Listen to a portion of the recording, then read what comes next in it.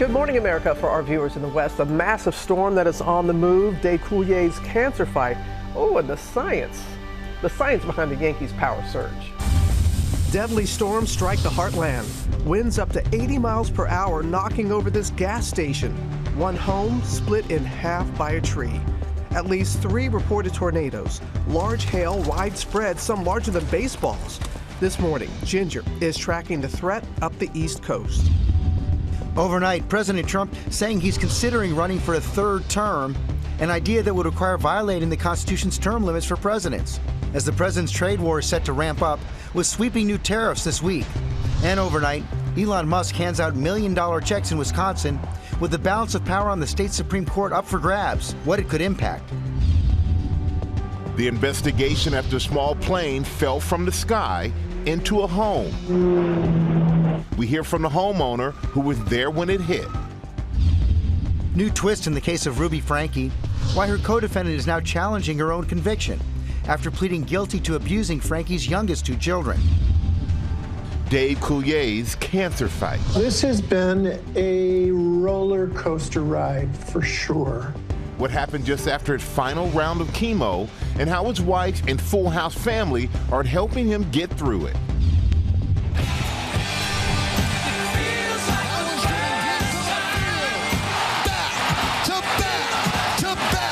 Blast off for the Yankees with a record-breaking start to the season, and the physicist behind what's torpedoing the competition.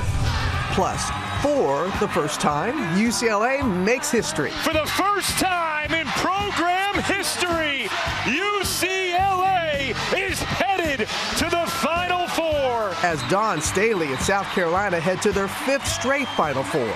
Cooper Flagg flying high with Duke. Cooper Flagg opens up the scoring with a triple. Auburn powering through. Rack attack for Broome. All the number 1 seeds may have reached the Final Four, but who will be the one?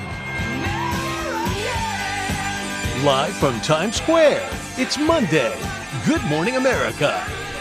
We do say good morning, America. Great to have my guys back here. George, you know when he's been rested, you know how you can tell? He goes outside before the show starts because we got a great crowd outside. Yes, we do. That's when you know. Well, these young women I found out, they go to Sacred Heart. Mm-hmm. It's the affiliate school of Sacred Heart that my daughter Isabella went to, and I didn't know that before I went out there, but they're here. They're young, they're up early. Let's go spread some cheer. Are they going to make it to school? This is their school trip, George. I think that's all they got today. Okay, we're going to begin with that massive storm. It struck overnight, at least 3 tornadoes reported. And Ginger is standing by with the track and timing of the storm. Victor Kendo is in Springfield, Tennessee with a glimpse of the damage. Good morning, Victor. Good morning, Michael. It was a very long night across the region. There were downed trees all over this home. Some of these cars were crushed, and that's not the worst of it. Take a look at the roof. A tree came crashing right through it. Thankfully, neighbors tell us that the family that lives here is okay, but elsewhere, the system was deadly. This morning, millions of Americans on edge as a powerful storm system slams part of the South and Midwest.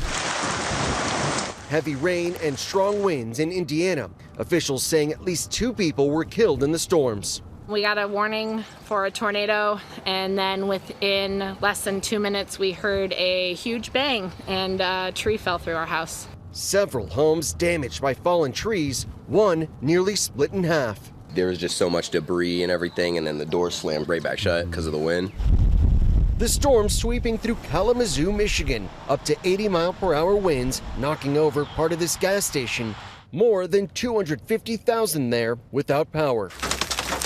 In North Texas, hail larger than golf balls. Severe thunderstorms lighting up the sky. And now the system is on the move, headed right to the East Coast. Robin? All right, our thanks to you, Victor. We're going to go to Ginger now. More on the track and timing of it? Yeah, folks from New Orleans to Birmingham, Alabama, waking up and knowing your threat is now. Through the next couple of hours, we're going to see this line that's already been responsible for nearly 400 severe storm reports to bring anyone from I-10, I-20. Just watch this, because embedded on this line are severe thunderstorm warnings, but also tornado warnings. So it'll be clear of New Orleans after 11 a.m. and Lake Pontchartrain there, but through Birmingham in the later morning hours, early afternoon. Then look what happens. It closes in on I-95 for the evening drive time. So Trenton, Philadelphia, down to Washington, D.C., Raleigh, down through Charleston a little bit later, right? 6, 7, 8 p.m. And then this is the area that you have to watch for today, for especially the damaging wind threat. I wish I could stop there, but by tomorrow night into Wednesday, we've got a big tornado and flash flood threat shaping up. So I'll detail that coming up. Okay, Ginger, thanks. We're going to go to Washington now, where President Trump is talking about openly defying the Constitution, saying he's considering running for a third term, despite the 22nd Amendment limiting a president to 2 terms. He's also ramping up his trade war. Chief White House correspondent Mary Bruce has the latest. Good morning, Mary. Good morning, George. Well, this would defy the Constitution, but this morning President Trump isn't ruling out seeking another term as president. In some of his strongest comments yet, President Trump says he's considering his options to serve a third term in office, a breach of the Constitution's 2-term limit for presidents. I don't want to talk about it. I'm just telling you, I have had more people say, please run again. They said, we have a long way to go before we even think about that. In a phone call with NBC, Trump saying, quote, there are methods which you could do it, including possibly urging his vice president, J.D. Vance, to run and then cede power back to Trump. The president saying that's one method, but that there are others, too. But a third term would defy the 22nd Amendment of the Constitution, which says no person shall be elected to the office of the president more than twice. When asked to clarify, Trump doubling down, saying, I'm not joking, but then adding, it is far too early to think about it. Overnight on Air Force One, Trump declining to respond when asked point blank if he's planning to leave office in 2029 and refusing to comment further on specifics. It's an idea the president and his allies have publicly toyed with for months. I've raised a lot of money for the next race that I assume I can't use for myself, but I'm not 100% sure because I don't know. I think I'm not allowed to run again. I'm not sure. Am I allowed to run again? Amending the Constitution to run again would require 2/3 approval by Congress and then ratification by 38 states. Democrats sounding the alarm. Congressman Dan Goldman saying this is yet another escalation in his clear effort to take over the government and dismantle our democracy.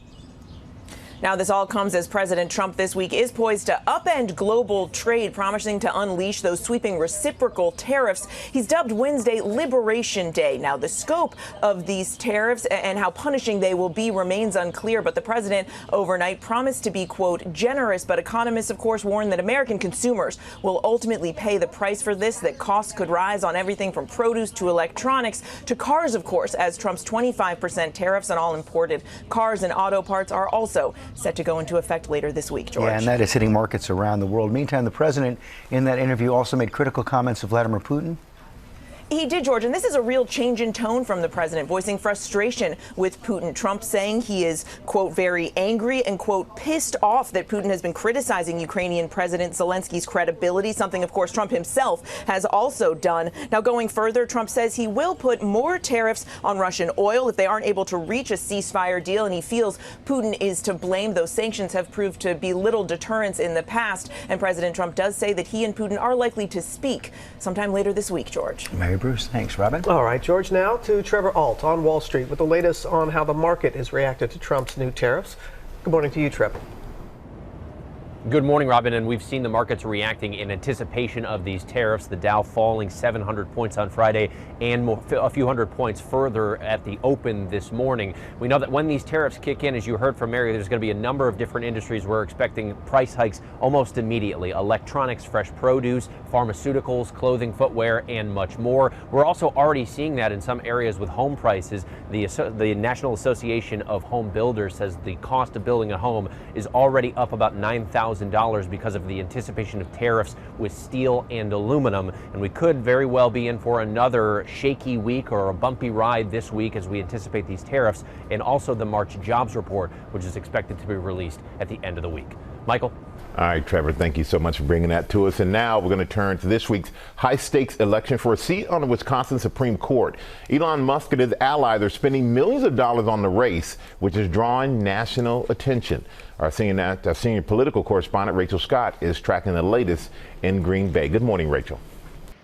Michael, and these races are traditionally nonpartisan, but Democrats and Republicans are calling this the most consequential election since President Trump took office, a political litmus test for his agenda. What do you think of my hat?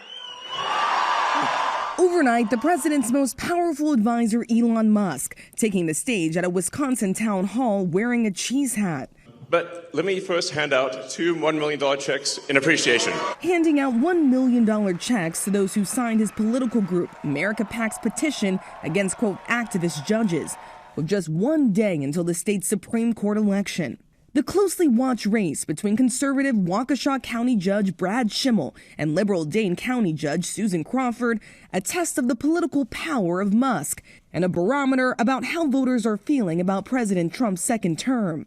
The outcome of Tuesday's race will determine control of the state's high court. That could impact future rulings on abortion rights and Wisconsin's congressional map, which could shake up control of Congress. That is why it is so significant. And whichever party controls the House, it to a significant degree controls the country, which then steers the course of Western civilization. The president won here by less than 30,000 votes, over the weekend touting his support for the conservative candidate Schimmel, calling him conservative, strong, and above all sane. But Democrats and the candidate they are backing have seized on Musk's outside role. This is really unprecedented to have the richest man in the world wade into a state Supreme Court race and spend that kind of money. That's never happened before. And George, this is shaping up to be the most expensive judicial race. Democrats did try to block Elon Musk from handing out those $1 million checks, but the state Supreme Court ultimately rejecting that move. George. Okay, Rach, we're going to get the latest now on the deadly earthquake in Southeast Asia. New video shows the devastating impact on Myanmar and Thailand as rescuers race to locate survivors. Foreign correspondent Britt Clannon is on the scene in Bangkok. Good morning, Britt. Good morning, George. Yeah, well, I'm told this is still a mission to search for survivors. As you can see, heavy machinery is being used to comb through the rubble after that 34-story building collapsed. While in Myanmar, desperate scenes with more than 1,700 now confirmed dead. This morning, rescue workers racing against the clock and a series of aftershocks to find survivors from the massive 7.7 magnitude earthquake that devastated Southeast Asia. This man pulled from the rubble of a collapsed building in Naypyidaw, Myanmar, Sunday. He'd been trapped there for 40 hours. In Mandalay, a Chinese team rescuing 3 people from underneath the debris of this apartment block, including a young child and a pregnant woman. The effects also felt in China, where new video shared on Chinese state media shows nurses shielding infants the moment the earthquake struck. Here in the Thai capital of Bangkok, this 34-story skyscraper collapsing, sending bystanders running for their lives. There's a hive of activity here at the site with a number of rescue teams going in, continuing to grow. Garrett Breer from Washington State across the street from that building with his wife when they witnessed the moment it crumbled. Immediately we were just covered with dust and debris and we couldn't see. And there was thousands of people just in panic running away from the building. That must have been terrifying. I was pretty terrified. I couldn't believe it was happening. Now, U.S. teams have been here on site, but no word yet on when American assistance will arrive in Myanmar, despite President Trump saying the U.S. would be helping, complicating relief efforts there even more. The UN saying the military junta is continuing to bomb parts of the country. Robin? They need so much help. All right, Britt, thank you.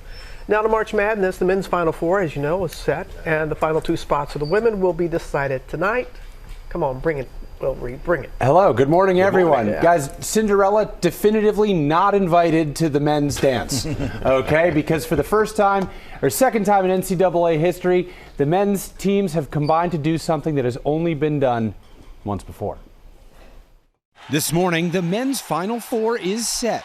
It will be all chalk on the Riverwalk. For just the second time in NCAA tournament history, all the number 1 seeds have reached the Final Four. The Tigers are going to the Final Four. Overnight, Auburn defeating Michigan State. All-American Janai Broom leading the way with 25 points. Rack attack for Broom. But also leaving the game with injuries to his elbow and leg on this heart-stopping play. Oh, the wrist underneath. The x-rays negative, and he did return, knocking down a 3 on his first play back. it is a scary moment. You know, I went down, but my team had my back. The win setting up an SEC matchup with the Florida Gators, who beat Texas Tech with an epic comeback in the final minutes. Gators have recaptured the lead. Meanwhile, the Houston Cougars dominating Tennessee from the opening tip. Next up, the equally dominant Duke Blue Devils and the presumptive #1 NBA draft pick Cooper Flagg. Cooper Flagg opens up the scoring with a triple. On the women's side, top overall seed UCLA taking down 3 seed LSU. For the first time in program history, UCLA is headed to the Final Four. UCLA's 6'7" superstar Lauren Betts sidelined due to foul trouble for much of the second quarter, but her teammates picking up the slack and bringing the Bruins to Tampa. We did this together. This is UCLA basketball. That's what we do. This as Dawn Staley and the South Carolina Gamecocks punched their ticket to their 5th straight Final Four in a thriller over Duke. Staley making an impression on a young fan, maybe more nervous about signing her autograph than coaching the big game. Oh, no, that was a first. And my hand was shaking too. Signing babies. Tonight, starting at 7 p.m. Eastern, the final 2 games of the Women's Elite Eight are on ESPN, starting with Texas TCU, then USC UConn.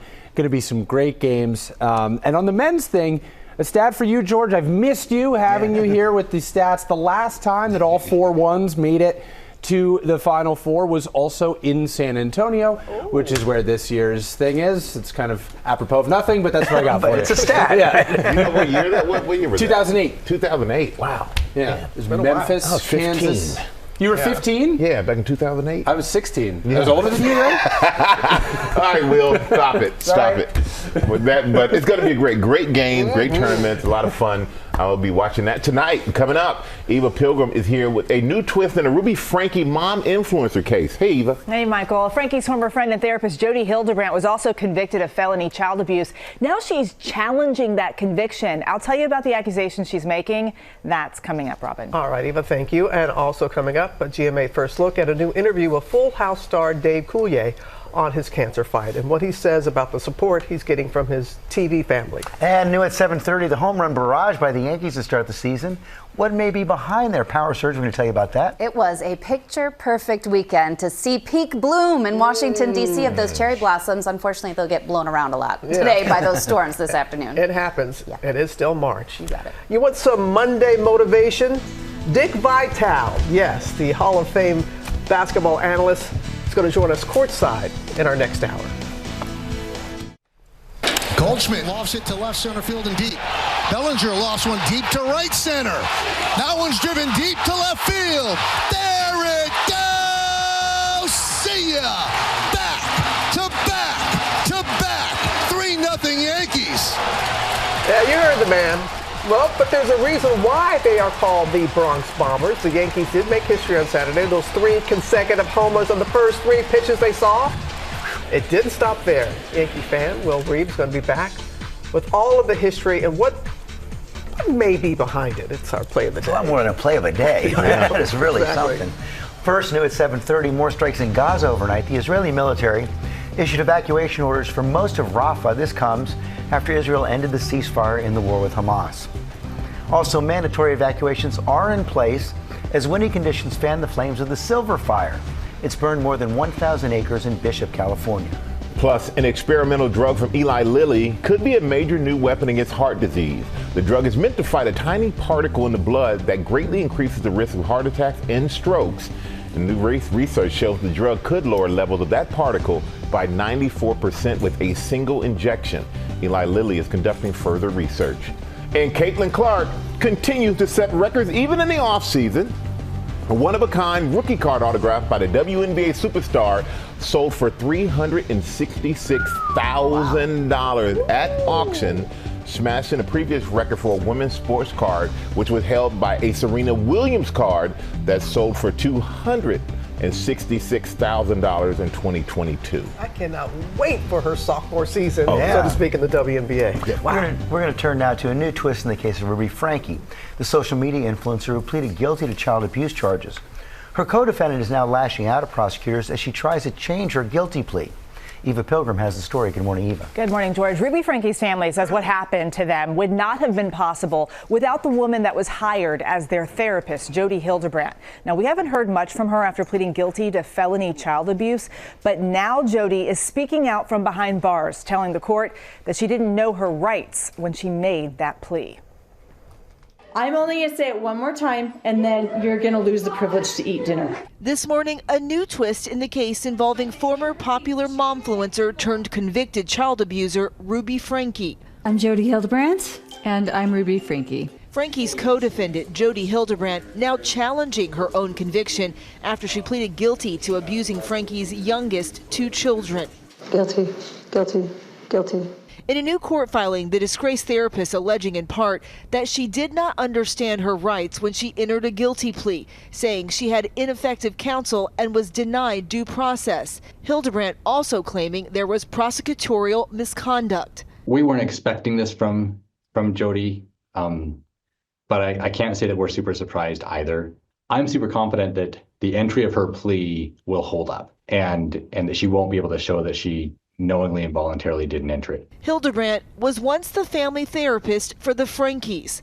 I mean, Ruby clearly would, smack us, flick our lips, whatever. I think Jody brought out the worst in her, and that's how it got to, where it's ended up. The Frankes shot to YouTube fame with more than 2 million subscribers. It is, it's mine. Now, Ruby's family playing a major role in getting a new law passed in Utah, which adds protections for child influencers. The legislation gives adults a way to scrub anything posted when they were children, and it also requires parents to set aside earnings for those children featured online. I do think that family vlogging and family content is unethical. The unsettling dark side of family vlogging on full display in the Hulu documentary Devil in the Family, The Fall of Ruby Franke. Be excited to tell them where your name came from, even if you have to fake it. Chad, Ruby's oldest son, telling us exclusively what started as a fun side project turned into pressure once sponsors were involved. I eventually want to have a family, and I've learned from my mom's mistakes. We're shutting off social media, we're shutting off the cameras. I'm not going to be using any kid as an employee. And the family tells me they are right now focused on moving on without Ruby. Kevin and Ruby's divorce is final. He was given full custody of the youngest children, and Ruby was ordered not to have any contact with them. But they are really trying to push this message forward that family vlogging, using your children as influencers, is not a good thing. Yeah, and if there's anything good that came out of it is the new law that passed there. Exactly. All right, thank you so much for that, Eva. And now we're going to go to the investigation to the small plane that crashed into a home this weekend, leaving one person dead. We're hearing from the owner of that home who was there when it hit. Transportation correspondent Gio Benitez joins us with more. Good morning, Gio. Hey, Michael, good morning. This was a terrifying incident, and yet no one on the ground was injured. Now, the man who was inside that house is now speaking with GMA. His wife just happened to be out walking the dog. This morning, an investigation underway after this plane from Des Moines, Iowa, fell out of the sky, crashing into a home. November 721 Mike Bravo, low altitude alert, check your altitude immediately. The single-engine plane with one person on board was preparing to land, but moments later, it was seen nosediving instead. The person on board was killed. U.S. Bancorp telling ABC News they believe it may have been one of their executives. Now, Ken Tabachman, who was the only one inside that home when the plane hit, is speaking out. All of a sudden, there's a big boom, and the lights went out, and I saw it flash. Sparks or something, and a little bit of smoke. I thought, what the hell? He managed to make it out the front door, saying somehow only his hair was singed. His wife, Mary, was out walking the dog when the plane crashed. If she hadn't been, I probably could not have rescued her or the dog. It happened that quickly. So it's really fortunate that she was out when the plane hit. Sean Riddler lives 4 houses away and raced over to help. I say I made it to the house in about 30 seconds from impact. It was already on fire, and probably another 30, 45 seconds, the entire house was completely engulfed in flames. And again, it's just incredible that no one on the ground was injured. So that's some good news there. Now, clearly, planes don't just fall out of the sky. So that's why this morning, the NTSB is now investigating this. guys. All right, Gio, thank you. I'm glad everybody on the ground's okay, as you said. Now, with Full House star Dave Coulier speaking in a new interview about his cancer fight, how he learned about his diagnosis, the ups and downs he has experienced. Janae Norman got that story for us. Good morning. Good morning again, guys. Yeah, the roller coaster ride, as Dave calls it, the ups and downs that so many who've walked this path know it can be. Dave says it was after finishing chemo that he hit the lowest point, but things do seem to be turning around. Cut it out. This morning, Dave Coulier sharing an update on his cancer fight. I've had 6 chemotherapy treatments. I just finished the 6th one. And with that 6th one came the lowest point on the roller coaster ride. Just after his final round of chemo, the Full House star coming down with a cold that led to a hospitalization. I was in the hospital for 4 days, and they pumped me filled with fluids and antibiotics. It was a rhinovirus. And because my white blood cell count was so low, it wasn't able to fight off this common cold virus. My doctors later told me if you would have waited another 48 hours, you would have been in a real battle, and we might not have been able to turn this around. Coulier speaking to Parade magazine after that hospital stay, sharing how he learned of his stage 3 non-Hodgkin's lymphoma in October. My doctors called, and they said, well, we wish we had better news for you. And I just went gulp. And they said, you have non-Hodgkin's lymphoma, the most aggressive kind. It's called B-cell. The comedian getting through treatment with the support of his wife, Melissa. We've been a team. I think it would have been a totally different journey had she not been with me. And his TV family. Dang it, you two made my eyes water, and now they're frozen shut. We're a family, and so we get these text strings, and it's always funny, and that keeps us connected. And, you know, Candace has FaceTimed me a couple of times, and Lori has FaceTimed me a couple of times. John FaceTimes me like every day. We're very close. I love them all so dearly.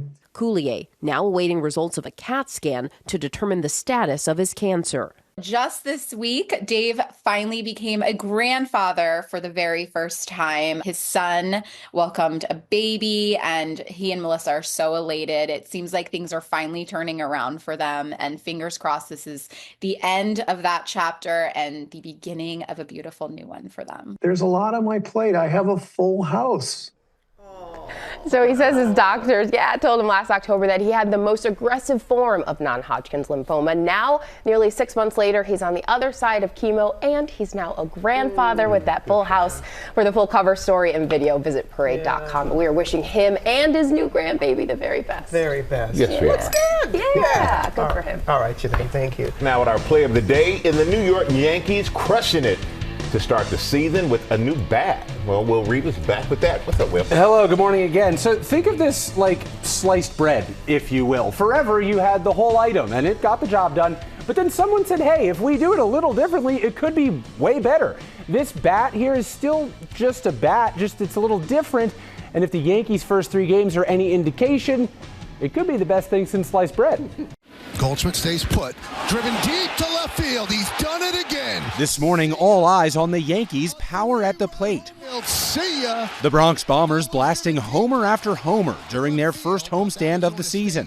Back to back to back. 15 home runs in their first 3 games, tying a record and making MLB history. The most runs scored by a major league team through 3 games since 1901. Their weapon this season, a state-of-the-art new bat. They had bats made up where they moved a lot of the wood into the label, so the harder part of the bat is going to actually strike the ball. The barrel, or thickest part of the bat that's quickly been dubbed the torpedo, is closer than usual to the batter's hands. Former Yankee Kevin Smith posting this photo showing how the new bat compares to a more traditional bat. The new one designed by a former MIT physicist turned Yankees minor league hitting coach. Each is custom made based on player preferences. It may look different, but it's perfectly legal, compliant with the MLB rule that all bats be no larger than 42 inches in length and 2.61 inches in diameter. We're trying to win on the margins and trying to get, and that shows up in so many different ways. So now, this isn't like some cartoon bat. It's all regulation. It's more about the areas where players most frequently hit the ball. So it's like moved down to here. This is an old bat, and like It's no different. Anyway, it's doing great for the Yankees so far, but not. It's got to be a little different. It is a little different, but it's not illegal. It's not like they're using some wiffle ball thing that is automatic home runs.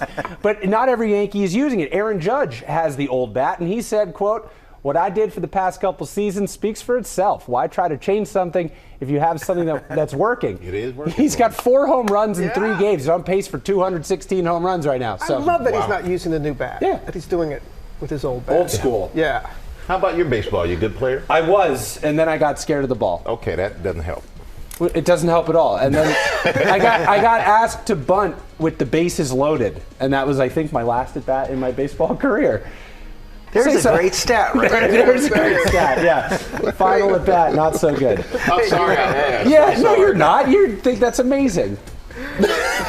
What are you laughing about?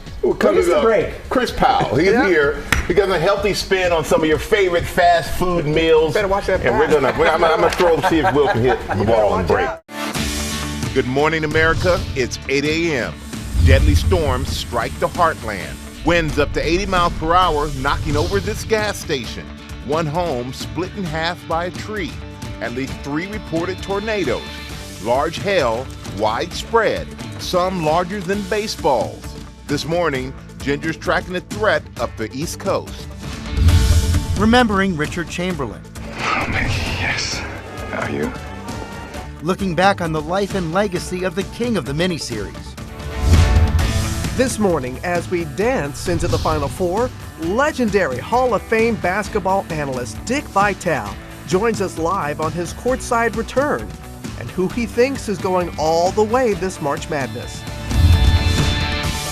Oprah gets real. I had never heard that heart palpitations was a symptom of menopause. I wanted to do this because when I was going through it, there was nothing. Talking about menopause and the symptoms that are sometimes overlooked as we get ready for her new special with Halle Berry and more. She's saying, "Good morning, America." Live from Times Square, it's Monday. Good morning, America. We do say good morning, America. Very much looking forward to that conversation with Oprah. As we always do. And Lori Bergamato is here showing us how to get cruise ship looks from Dr. Odyssey at an affordable price. First look at the top stories breaking today. We start with that massive storm. Let's go back to Ginger. Yeah, George, more than 400 severe storm reports already in the last 24 hours, and this line's still chugging east. But we've seen some of the damage in southwest Michigan, parts of that state, more than 250,000 customers still without power after 80-plus mile-per-hour winds came through. Unfortunately, it was deadly in northwest Indiana. You can see there, this is not the image from where it was deadly, but still a tree into a home. These big winds are still happening this morning with embedded tornadoes from Louisiana through southern Mississippi all the way into Alabama. So we've got a severe thunderstorm watch that includes a big area in I-20, I-10 as well. It's going to go through the late morning hours here in the southern part of it. But then I want to open it up because by the afternoon and early evening, look at New York, Trenton, Philadelphia, Washington, D.C., down through Virginia, and then just about to cross I-95. Charlotte's in there, Columbia, South Carolina. The greatest tornado threat is on the southern side where you see it kind of in that elevated area. I do want to just look ahead to Tuesday night into Wednesday, Michael, another tornado threat with a lot of wind for a large area. I'll detail this coming up. Yeah, we know you got us covered, Ginger. Thank you. I'm going to turn now to Washington. The latest on President Trump considering running for a third term, an idea that would require violating the Constitution's term limits for presidents. Let's go back to our chief White House correspondent, Mary Bruce. Good morning again, Mary. Good morning again, Michael. Well, this would defy the Constitution, but President Trump this morning says he is considering his options to serve another term in the White House. In a phone interview with NBC, Trump saying, quote, "There are methods which you could do it," including possibly urging his vice president, J.D. Vance, to run and then cede power back to Trump. The president saying that's one method, but there are others too. Now, when asked to clarify, Trump doubling down, saying, "I'm not joking," but then adding it is far too early to think about it. And overnight on Air Force One, the president declined to answer when asked point blank if he is planning to leave office in 2029. Now, this is an idea that Trump and his allies have publicly been toying with for months, but a third term, of course, would violate the 22nd Amendment of the Constitution, which says, quote, "No person shall be elected to the office of the president more than twice." Now, he could, of course, try to amend the Constitution, but that is a very tall order. George. But Mary, even that vice presidential idea would violate the Constitution. The 12th Amendment to the the Constitution says that no one can run for vice president who's ineligible to run for president. Yeah, George, there are a lot of legal questions about how the president would practically try to do this. But again, this is an idea that he simply is not willing to let go of. Okay, Mary, thanks very much. Robin? And George, this comes as the president's trade war is set to ramp up as he prepares to announce a round of new tariffs. Let's go back to Trevor Ault there on Wall Street with the latest on how the market is reacting. Good morning again, Trevor. Good morning again, Robin. So once these tariffs kick in, we can expect to see some price hikes almost immediately in a number of areas: electronics, fresh produce, pharmaceuticals, clothing, footwear, much more. In fact, we're already seeing some price hikes in some areas for home buying specifically. The National Association of Home Builders says the anticipation of steel and aluminum tariffs has already driven up the price to build a home by about $9,000. Now, we've seen the markets reacting with some volatility already. The Dow fell 700 points on Friday. It dropped a few hundred points more at the open so far this morning. It could be a bumpy week as we go through. We're expecting these tariffs to kick in. We're also expecting that March job report, which should take effect. We should get those numbers at the end of the week. Guys? Yeah, turbulent week. Okay, Trevor, thanks very much. Coming up on our GMA morning menu, celebrating Richard Chamberlain. We take a look back at the life and legacy of the king of the miniseries. Also ahead, Oprah talks menopause and the symptoms her doctors missed. Plus, Lori B is our captain this morning as we sail into the week with style inspired by the high seas on Dr. Odyssey. And Lara's with our friend, Chris Powell. Hey, Lara. Hi. So Chris knows we love fast food, right? He also knows, we all know, it's not always the healthiest choice. So Chris is reimagining some of our favorites so we can indulge guilt-free. It's coming up right here on Good Morning America, everyone.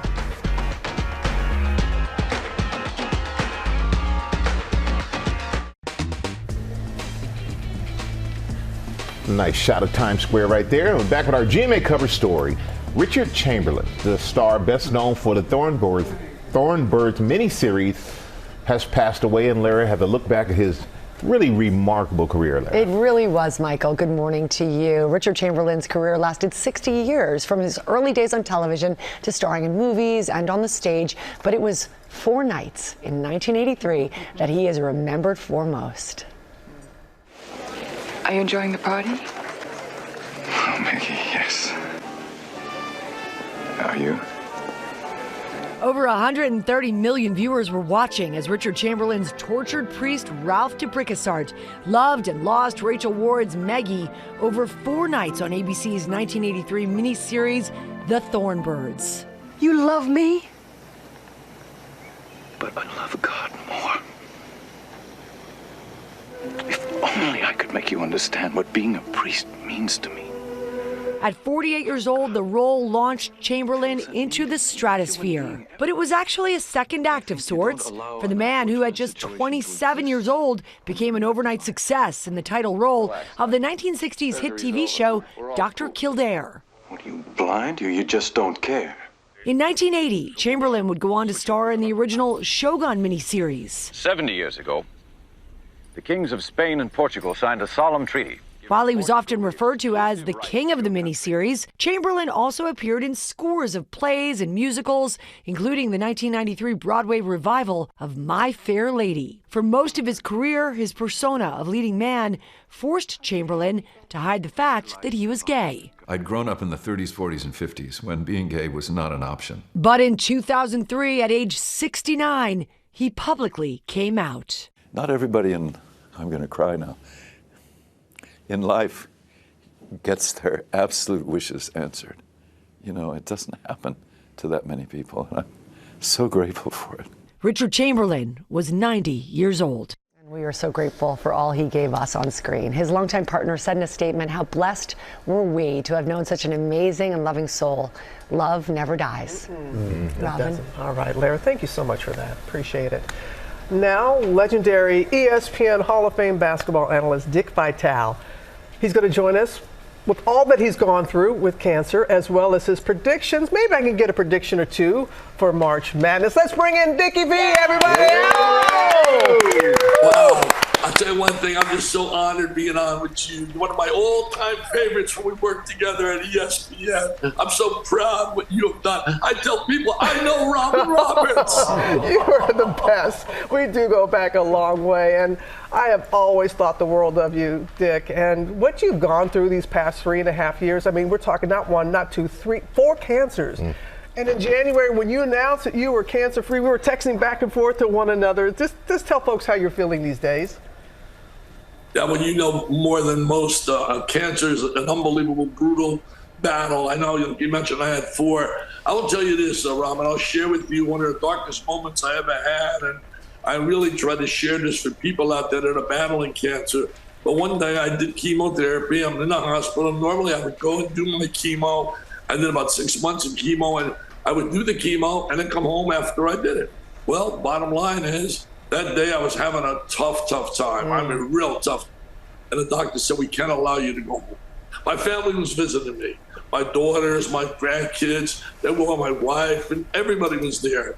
And they were there. They had to leave about 9 o'clock.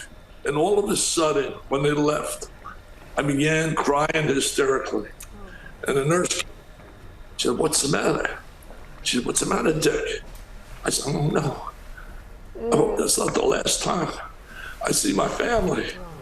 And I devastated. And she cheered me up. And then I hadn't used my phone, Robin, for about 6 hours. And all of a sudden I said, let me pick my phone up. And I picked my phone up, and I got messages all over from coaches, Calipari, Rick, Tom Izzo, one after another. People, just my phone was flipped because I hadn't used it for 6 hours.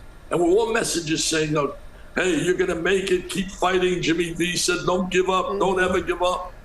And it gave me such a lift. It gave me such a lift that I said, you know what? I'm going to beat this. I'm going to beat this. I'm not. So my message to all you people, if you know someone that's battling cancer, send them a message. Send them a prayer.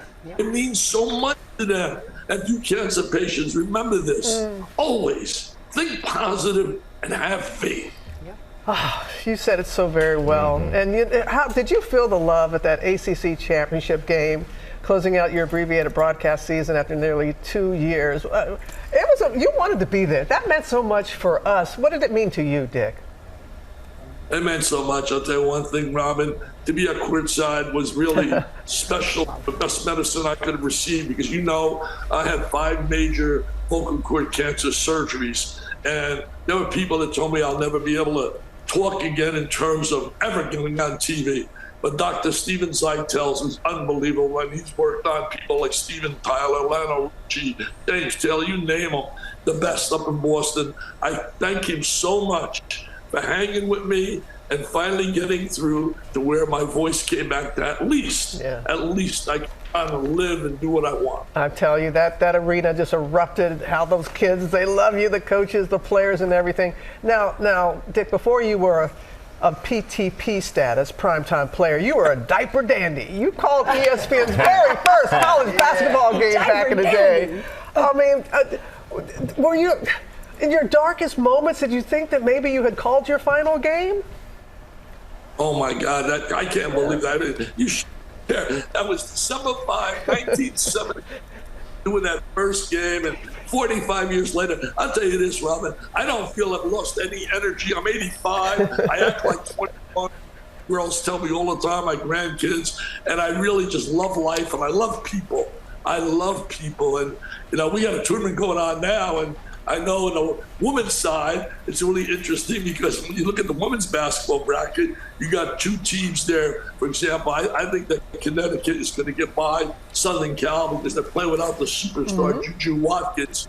And I think they'll beat them. And I look on the other side, I think we're going to see Texas Christian beat Texas and move on and join UCLA, #1 overall pick, and Dawn Staley's team with South Carolina. My feeling is when it's all said and done, I think Paige Beckers takes Connecticut to meet Miss Daly, and I think that Daly, and I'll tell you this, I think South Carolina with Dawn, who's unreal, she's won 3 national, and Gino Auriemma, I think it's going to be the battle for the national title. How about the men?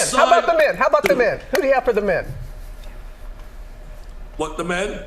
The men's side, we're talking Duke, and they play Houston. Houston's a great defensive team, but Duke separates itself. They're the only team in the nation, Robin, that does it offensively and defensively. Top 5 in the nation in both categories. So I got Duke beating Houston, Duke playing Florida for the national championship. I've had that prediction from day one. I don't change, and I think I'm going to be celebrating at Duke. And I know Michael Strahan's daughter is down there. She'll be How'd you know he was over I got 3 on scholarship playing tennis at Duke. Hey, I couldn't spell Duke, Robin. If they would get in school, spell Duke, and they gave me the D, I'd screw it up. You are the only one. I know you're going to be seeing Michael. Thank you for honoring our friend at your big gala that is coming up, and all that you have done for pediatric cancer, Dick, means so very, very much. We were looking forward to honoring Michael big time because, you know, he knows a lot about cancer, dealing with his daughter, Isabella, and what she went through. Michael is off the charts, the interest. And anybody who wants to know more about it or wants to join my team and donate, go to dickvital.com. It's for pediatric cancer. Right now, Michael, we're at $92.8 million that we've raised, and we're going over, with you being honored, we're going over $100 million on May 2nd. So if you're interested more about the gala, please go to dickvital.com. Well, Dick, I am looking forward to it. I'm looking forward to it. And with these 3 here donating, we'll hit over $100 million. Hey, Dick, thank you. Thank you. Boy, your voice sounds great. It sounds strong. Yep. Hopefully you'll be back again to be able to call some games next season, but we'll wait until that. I love you. I absolutely. You know, one prediction I made in my life, after working with you, I told my wife, and I wrote this in a book too, I said, Robin Robinson's not long for us at ESPN. She's going big. Thank you. We did really well. You're a special lady. You inspire so you and your beautiful lady Amber as well. I love you so much. Please give Lorraine, your bride. Yes. She's still your bride after all these years. Give her a big hug for us. Mwah. We love you, Dick. Thank you. Yes, we Thank do. you for joining. Dick Thank you, Vitale, Dick. ladies and gentlemen. He's just the greatest. He is. So cute. All right, we're going to shop this show right now, and we're headed to the high seas as we take style inspiration from ABC's new hit series, Dr. Odyssey. Great choice, Lori Bergamato. She's here to help us recreate some of the looks for less, and you can shop all the products by scanning the QR code there, or you can go to our website, I'm assuming. Of course, yes, Thought you so. can. So good morning to you, young lady. Good morning. You ready to set sail? Yes, I am. And you really went to the source. You went to the show's designer. Yes, we went to the costume designer for this show. His name is Rudy Mance. He's worked on a lot of other Ryan Murphy shows before. And, you know, Ryan Murphy shows, they're known for that distinctive, those visual aesthetics. And what he told me is that this was all Ryan Murphy's vision, and he filled in the blanks with those colorways, nautical, think navies, creams, whites, reds, golds. And he really kept that thread consistent throughout the entire show, and it really works. Yeah, it's an impactful show. We're going to start with the character played by Philippa Sue. Tell us about that character and her look. Okay, so Avery is a nurse practitioner on the show, and what Rudy Mance told me is that he really wanted to marry that tomboy element that she has with sort of Philippa Sue's natural elegance. And so for this look that we're seeing here, she's in a pair of frame shorts and a kind of a flowy blouse. It's so fun that you actually find out the real designers they're wearing. Well, and what's interesting is it gets pricey. You know how they have a budget. Some of us don't have that show budget. Right. So how do we recreate Philippa Sue's Avery, her character's look, with your great eye? Well, Maxine is going to come on out and show us. And so, wow. So what we did here is, you know, like I said, Rudy wanted those navies and those creams, and we found it in black and white. So the top here is from Amazon, really affordable, under $30. That same flowy blouse. That's under $30? Yes. That's and then the great shorts shirt. are from Madewell, and they're under $100. And the only slight difference here is that these are black and white as opposed to that navy and cream. But think about that in terms of your budget. That's going to be so wearable. You can pair it with a bunch of different things. I was going to say the black shirt, you'll probably, I love navy, but you probably get more use out of the black. And for work, if she wanted to throw like a black blazer over the shorts for a summer professional look, she could do that. We got those espadrilles to keep it casual. And and tap into that carefree vibe that Avery, the character, has from ASOS. And then she always wears her Apple Watch in the show. And we found this band on Amazon for under $15. Oh, it's great. It totally creates a jewelry look. Exactly. So it all really works. And we think Maxine looks fantastic. Thanks, Maxine. All right, so the character that we love is Dr. Max Bankman, played by Joshua Jackson. We do love him. And he's got a distinct style on the show because he's taken like the Hawaiian shirt. I was thinking of Tom Selleck's character,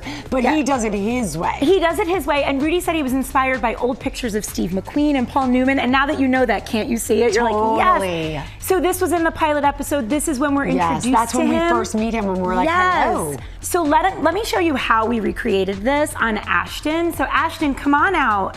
So what Rudy told me was that as much as he loves this shirt, I think it's a really good one-for-one here, right? No kidding. This is from Amazon, also really affordable, under I think $25. The pants, though, I want to talk to you about, those Todd Snyder pants that Josh Jackson wears are around $300.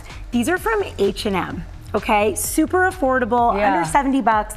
I like that like slim cut. Yeah, thank you for saying that. So what Rudy told me is it was all about ankle flirting for Joshua Jackson's character. He said, when you're a man and you're on a cruise, you have to show a little ankle. All right. So it was all about those cropped pants. And then we found a navy loafer for him at Macy's. But I want to tell you really quickly about the sunglasses, because on a show like this, there's hundreds and hundreds of sunglasses around. So the ones that Joshua Jackson are wearing, they are $300, over $500 Oliver Peoples. They were Rudy's the costume designer's sunglasses. Oh, really? Because they couldn't find a great pair. He took them off his head and wore them. Ours are from Quince, $50. And if you buy today, you can get 2 for $80. They look great on you, by the way. You look fantastic. Great. We've got one more look, and this is for like the big evening event on a cruise. From the show, inspiration. Yes, come on out, Dorothea. So in the show, Avery's wearing a Rebecca Valance gown that's over $600. We found ours at Victoria's Secret for under $150. It still mimics. It's so close. It's so close. It mimics that same like ridges of a seashell. It's Grecian. This is great if you guys are going to a destination wedding or out to a fancy dinner. And then we paired it with a lower heel from Zappos because you want to have some fun get down shoes for dancing. Get down. And then a little bag from Aldo there. Really affordable. Everything that you're seeing is under $125. Boy, you really, I'm looking at the show. You really, really nailed it. Thank you so much. And thank you so much. You look great, Dorothea.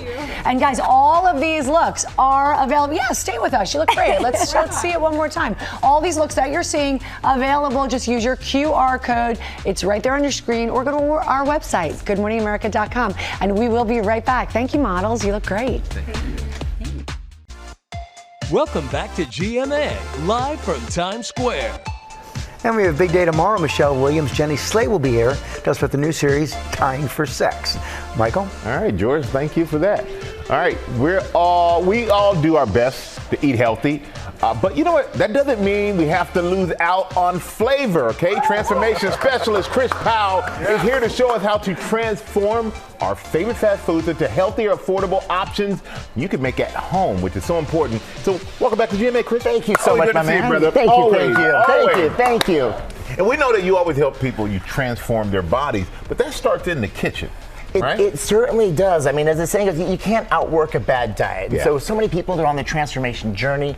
They're looking to lose weight, but 70 to 80% of the success is attributed to the foods that we're putting in our bodies. So that's why abs are truly made in the kitchen. And a lot of people, they like their fast food, you know, even if it's a treat or here or there. But we got some dupes. Yeah. Okay, so we're going to get to the dupes. And we're going to start out with that Chick-fil-A sandwich and fries, the waffle fries. I'm a big fan. Yeah. So you know what? This comes in at 870 calories. I know, and people, they love their Chick-fil-A, but here's the thing. What you do? We're going to go ahead and I'm going to show you my dupe right here at 510 calories. And here's the best part.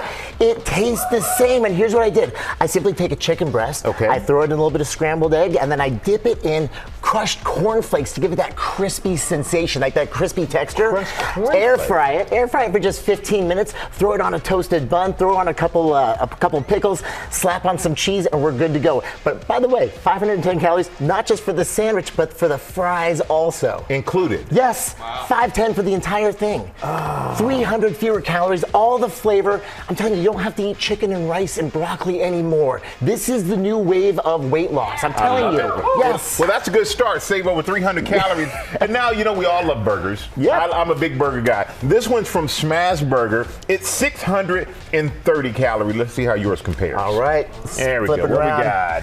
You're never going to guess how many calories this is. 332. Almost half the calories. Yes, almost half the calories. I'm just saying, because of the bread or the lack of the bun? These are low-carb tortillas, but here's the thing. I use 96% lean ground beef. You simply smash it really low, cook it on a hot plate, throw on the American cheese, a couple of slices of tomato, but these are low-carb tortillas. So you just heat them up, sandwich it on there, drizzle on a little bit of ketchup and mustard, but you don't just have to eat one. It's 2 of them for 332 calories. 2? Both of them. I'm more full of that than I would be with a regular burger. Man, you're making my day right now. Let's go. You got all my favorites in here. Stuffed crust pizza, right? Yes. And this is from Pizza Hut. It comes in at 680 calories. So what do you got for us, man? It's delicious, but I'm telling you, we can give you all the same flavor for almost half. 444 calories right here. So check this out. We got a little creative with this. You can take a pita, like a whole grain pita bread, right? But pita naturally has a pocket in it. Slice that pocket open. You take the mozzarella cheese, a little bit of the pizza sauce, a little bit of the turkey pepperoni, chop it up, slide it in there, and then you put the sauce on the top, the cheese on top, air fry it for 5 minutes, bam. You got yourself some stuffed crust pepperoni pizza. And actually, it looks bigger. It looks like I'll get more of that for less calories than I would for. You're eating more, you're consuming fewer calories. It's overall calorie deficit. Like I said, weight loss. Yeah. That's what it is. And this last one, we can't forget about dessert. I'm a dessert junkie. Yes. This last one, I'm like, okay, how's he gonna do this? We all love the McDonald's Oreo McFlurry, but it's 560 calories. Yeah, it's a ton of calories. Watch this though. All right, what we got? I did some voodoo on this one. I took, and you're not gonna believe this, 365 calories here on this one, but also 32 grams of protein. A regular McFlurry, we're talking 71 grams of sugar. This one, 11 grams of sugar. Wow. Yes. So here's what I did. I took a high protein meal replacement shake, cookies and cream, blended it up, threw it in a little pint container. There's something called a Ninja Creamy. I whipped it up in the Ninja Creamy right there. You shove it down there. You take the Oreo cookie wafers, crumble them over the top. Cookies and cream, I'm telling you. Ice cream for breakfast, everybody. Hey, what do you think I'm doing after this segment? So we'll take a minute. It's all yours, Chris, my man. thank you. I mean, this is amazing. I mean, every one of these, you have knocked it out of the park. So thank you. You're like playing for the Yankees right now, hitting home runs over here. You know, you at home. You can get these recipes on GoodMorningAmerica.com. And Chris is going to be back tomorrow with tips on staying healthy, both physically and mentally, which is equally as important. Now with a look at Oprah's new special on menopause. Kana Whitworth sat down with the TV legend to talk about why it's so important for women to understand this part of their lives and embrace it. Every woman will experience menopause, but when it happens, will you be prepared? In a new special, Oprah empowering women to speak openly about menopause. I didn't have night sweats and I didn't have hot flashes, but I had never heard that heart palpitations was a symptom of menopause. I wanted to do this because when I was going through it, there was nothing, there was nobody. I felt literally like I was going to die every single night. The queen of daytime TV says her menopause symptoms were missed by doctors. For 2 years straight, y'all, I did not sleep. I picked up a book and the pages opened to palpitations, your heart's wake-up call. And that was the first time that I learned that those were symptoms that the change was coming. One time, my heart rate was 212 beats per minute because I was in an AFib heart palpitation situation. And nobody ever once said, this is a symptom of menopause. I really thought I was going to die and was always surprised that I woke up. The worst part for me, this is when I knew I was really in trouble, is when I couldn't concentrate reading. I'm really going to tear up because I love reading so much. I let go of the book club because I could not concentrate when I was reading. I could no longer finish a book. And that is the real reason why, because I could no longer concentrate enough to finish a book. And I brought it back when I started taking estrogen because I could concentrate again. Yeah. But I actually never shared that before, that the real reason I had to stop it is because I could no longer concentrate. It makes me want to cry. And while side effects like hot flashes and mood changes are well known, other symptoms like brain fog are sometimes overlooked. With this special, Oprah hoping to empower other women to advocate for themselves so they can get the best treatment that works for them. You know, I feel like in this country, I call it the anthem of anti. Yeah. It's anti-aging, anti-bloat. You know, we try to avoid everything. But you can't outfox it. It's going to catch up to you. If you have a uterus, bless us all. If you have a uterus, it's going to happen to you. What is maybe the one thing you wish you had known? My God, I wish I'd known that it was a brain thing and everything starts with the brain. And that because it affects every cell in your body, the first time you have any of the symptoms, that's when you need to go find a doctor who will listen to you, hear you, and take action for you. For Good Morning America, Kana Whitworth, ABC News, Los Angeles. And there's so much great information in this special. It is called an Oprah Winfrey Special, The Menopause Revolution. It airs tonight, 10 Eastern and Pacific on ABC, and tomorrow on Disney Plus and Hulu. Right now, we go to Ginger. Thanks, Lara. Now we have an exclusive first look at tonight's American Idol. It is Hollywood Week, and Bailey, whose dad is Backstreet Boys' Brian Luttrell, is hoping to advance. All my battles without you by my side. In the dark depths of the night is where I'd be without your beautiful light. Oh, you gave me wings to fly. I mean, sounds good to me. You can catch the entire performance on American Idol tonight at 8 p.m. Eastern, 7 Central, right here on ABC, and the next day on Hulu. Now to this year's Disney Dreamers Academy mentorship program from our parent company. Here's one student's recap of the memories he made with his fellow classmates. You're going to Walt Disney World for a trip of a lifetime because you have been selected as the Disney Dreamers Academy class of 2025! From his high school gymnasium to Main Street USA at Disney World, Owen Osborne is living the dream. We are currently at Epcot right now, watching the fireworks, and I just gotta say, this is really awesome.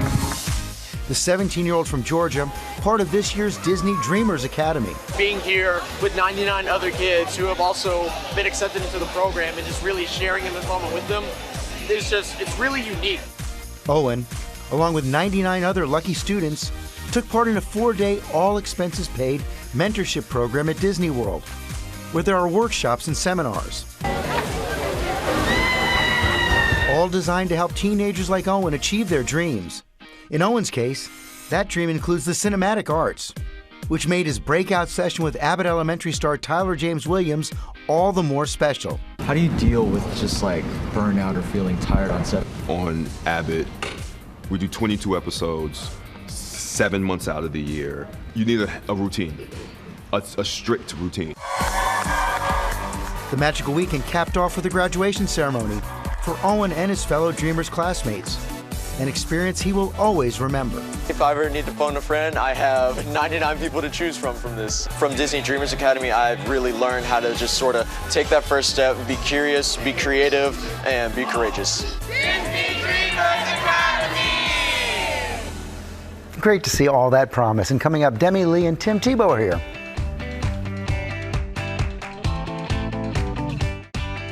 Oh, what a treat for this Monday. We're back now with Tim and Demi-Leigh Tebow. They have a lot of news, including some very special additions to their lives.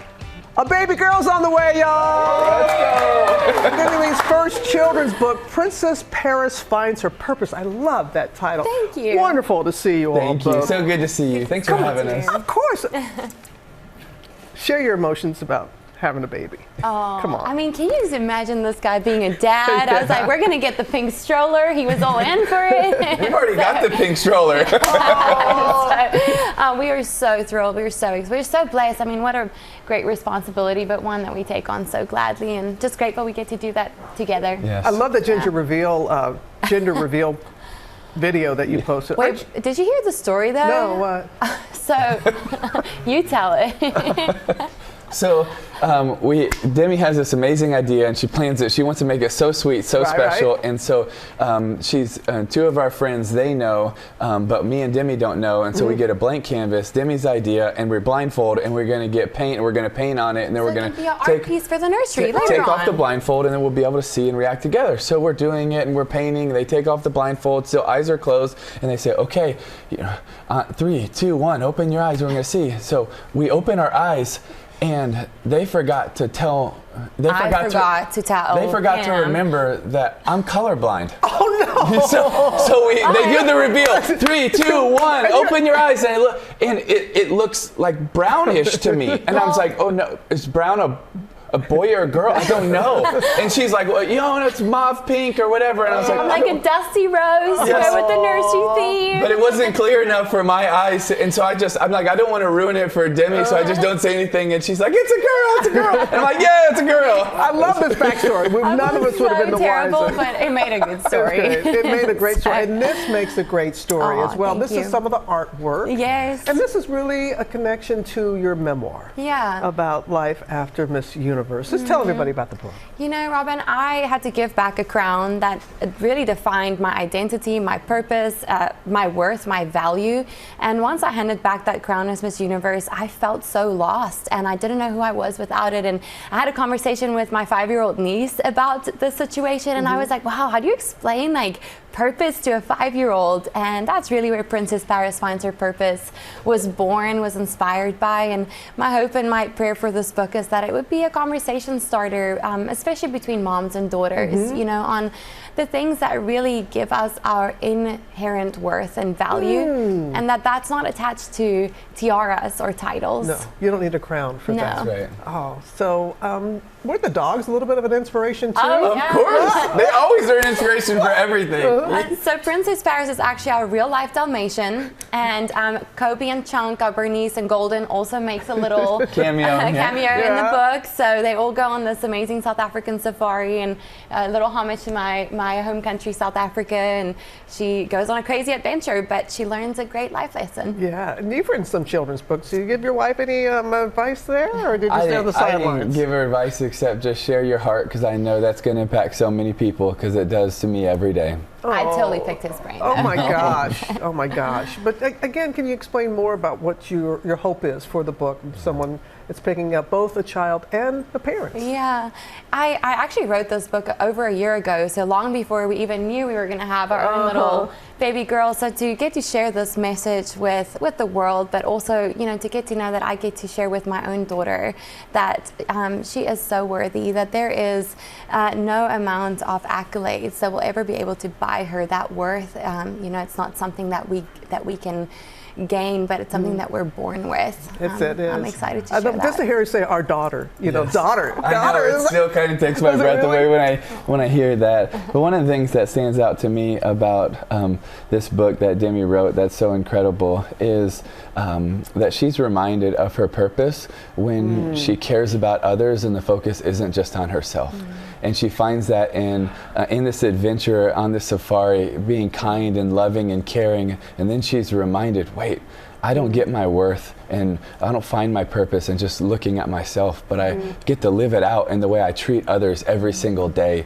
And I hope that's a message that resonates with so many moms and especially daughters, that they're worth so much more than what anybody says about them, but in who they are. Yeah. Well, you are two peas in a pod, as we would say, because you had your gala. I love your take on MVP. Yeah. Most vulnerable people. Yes, ma'am. And how you shine a light on them. And can you just talk a little bit about the foundation and the gala that you just had? Absolutely. It's one of my favorite things to be able to talk about is I spent so much of my life trying to be the best I could at a game, or win a championship, or make a team, or score a touchdown, maybe every now and then win an MVP of most valuable player. But along the way, my heart was broken for a more important MVP, and it's not the most valuable player, but the most vulnerable people. And I just knew God was calling me to chase that harder than I ever chased any game or championship, because it means so much more. And now we're just so fortunate to be able to serve the most vulnerable people, the true MVPs, all over the world in over 100 countries, but also right here in our backyard, of getting to those that have been abused, neglected, thrown away, viewed as less than. There's nobody that is less than, and is our heart and goal, so that to be able to treat them in a way that they would know how loved they are, how valuable they are, how special they are, that they would be able to experience that faith, hope, and love that everyone is deserving of. Yeah, no one is less than. Than no nobody. one is less than, especially you two. Congratulations Thank on it you. all. Congratulations on the baby girl that is on the way. Yes. And you Thank always you. have a home Thank you. here with So us. You know sweet. that, Timmy. Thank you. Thank you And so Princess Paris Finds Her Purpose. Oh, I love that. Just the title of it. It's available everywhere. You gotta wait tomorrow, but we got ours today. Wow. I was impressed by his fitness. Yeah, but speaking of wow, there's a very special episode of Tamron Hall today, celebration of her 1,000th show. Congratulations. So many surprises for Tamron and from Tamron. It's a fun and at times emotional hour. You do not want to miss it. Yeah. Check your local listings and you can see it for yourself. Have a great day, everyone. Yeah.